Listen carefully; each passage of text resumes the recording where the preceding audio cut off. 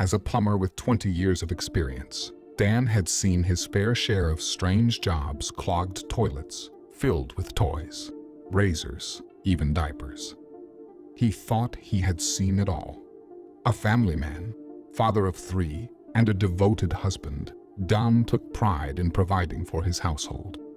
He wasn't just another tradesman, he was one of the best.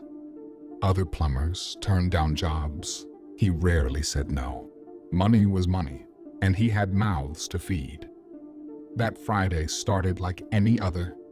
The weekend was just within reach, and he had already completed his rounds of residential and commercial calls.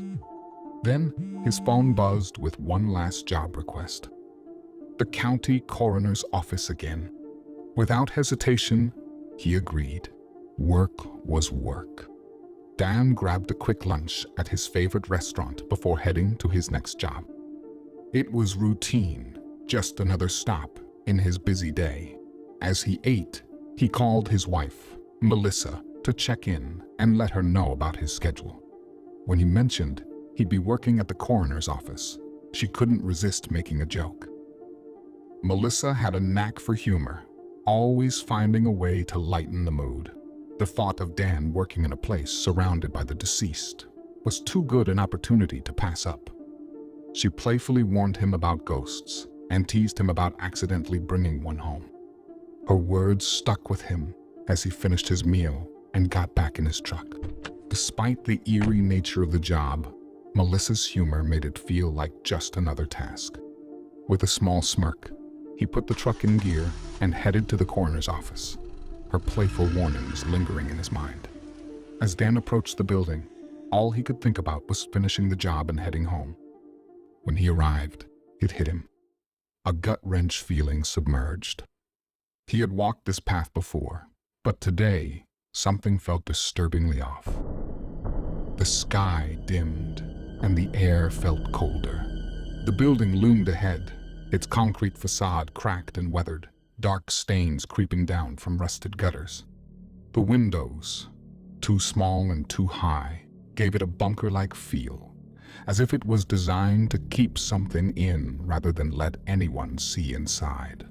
Dan exhaled, shaking off the creeping discomfort. Just another job, he told himself. He was wrong. This was the one job he should have turned down. The moment he stepped onto the premises, the atmosphere weighed on him like a thick fog. The air held a faint but distinct odor, sterile chemicals, masking something far worse, a scent that clung to his clothes long after he left. The building was eerily quiet, except for the occasional hum of industrial freezers and the distant whir of an oscillating saw. He had been here before, fixing leaks, checking pipes, handling clogs. But today was different. The maintenance request mentioned something about a cast iron pipe needing replacement. Dan made his way through the stark white corridors, past steel autopsy tables and biohazard bins, until he reached the utility room. The moment he cut into the pipe, a wave of black sludge oozed out, thick and clotted. It smelled wrong organic, like something rotting beneath the chemicals meant to erase its presence. A sick feeling twisted in his gut as he spotted something in the filth, tiny, jagged fragments of bone. His breath hitched. He sifted through the muck with gloved fingers and found strands of hair tangled in the sludge, matted and decomposing. His stomach clenched, bile rising in his throat. It wasn't just grime. It wasn't just waste. The lab was disposing of something, someone through the plumbing system. His hands trembled as he backed away, but before he could process what he had found, a creak sounded from behind him. Footsteps, slow, deliberate.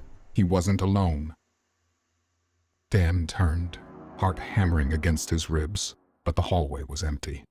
Still, the weight of unseen eyes bore down on him. He needed to leave, now.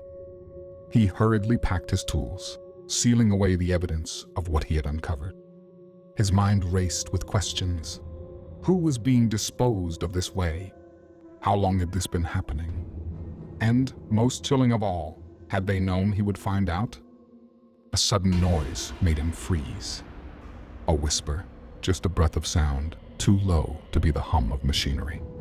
He turned sharply, eyes darting across the room, but nothing had moved. The stark fluorescence cast deep, unnatural shadows, stretching and twisting as if something lurked just beyond his sight. Dan's breathing grew shallow.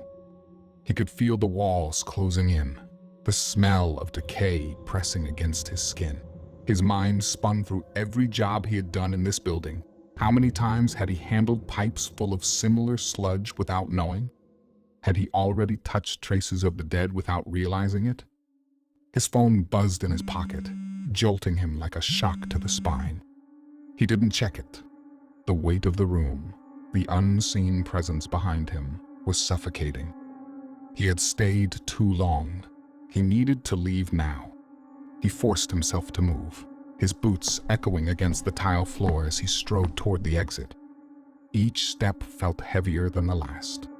The long corridor stretched endlessly, the exit sign flickering as though the building itself was reluctant to let him leave.